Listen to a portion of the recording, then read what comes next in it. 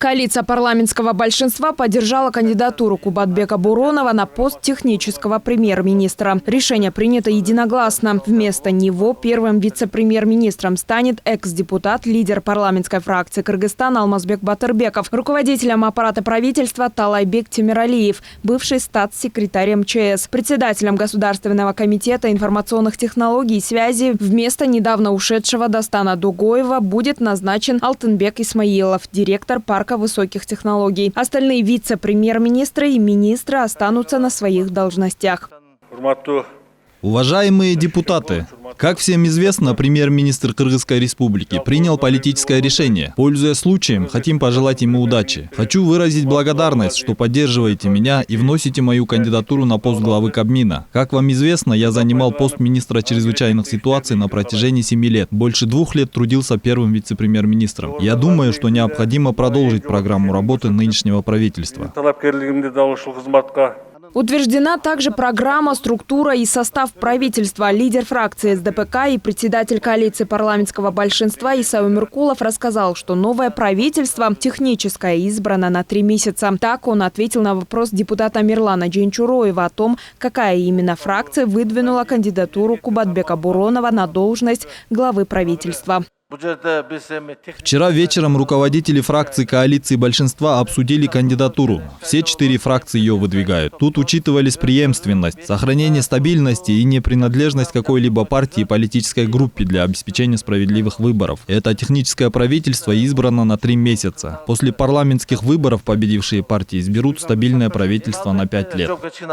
Депутат Мирлан Дженчуроев поинтересовался, сколько членов правительства отправится на выборы и с кем останется работать Кубатбек Буронов. В Конституции Кыргызской республики не существует должности технического премьер-министра, и что какая-либо конкретная фракция должна взять на себя ответственность за выдвинутую кандидатуру. Доработает ли до конца своего срока полномочий члены этого правительства, или кто-то из них намерен участвовать в предстоящих выборах. Мы говорили об этом. Все согласились, что на выборы не пойдем. Политологи отмечают, что в любом случае, кто бы ни занял данный пост, это временная фигура, у которого будут минимальные задачи. У него очень минимальные задачи.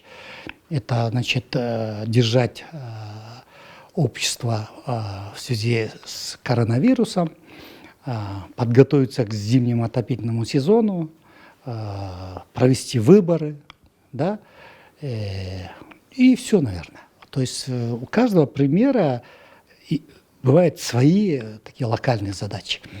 Мне кажется, первый вице-премьер Буронов, он вполне способен вот эти минимальные задачи выполнить. Отставка Мухаммедкалы Абылгазиева – это ожидаемая неожиданность. Он должен был уйти еще раньше, отмечают общественные деятели. По их словам, на предстоящих выборах людям необходимо выбрать депутатов с принципами и определенной позицией, которые, в свою очередь, выберут достойного премьер-министра.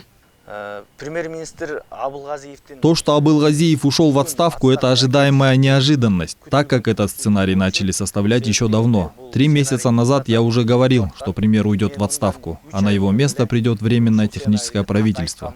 И после выборов сформируется профессиональный кабинет министров. Это случилось. Мы должны открыто говорить. Наш телеканал, также я последний год говорили конструктивную критику в адрес премьера. То, что он должен уйти в отставку. В экономике не наблюдалось никакого роста. Людям стало еще тяжелее. К сожалению, он ушел в отставку с опозданием. Ему нужно было уйти раньше, так как на его место приходит Кубатбек Буронов. Это правильное решение, так как на сегодня работа Кабмина не должна останавливаться. Сейчас нам нужен был такой человек, как Буронов. Он не реформатор, у него нет такого характера. Но в эти 4 месяца он достойно отработает. Ну а после выборов люди должны выбрать депутатов, у которых есть свои взгляды, определенная позиция, принципы. И эти образованные нардепы выберут достойного премьер-министра. Но если осенью придет такой же парламент, как и сегодняшний, то никакого развития страны не будет.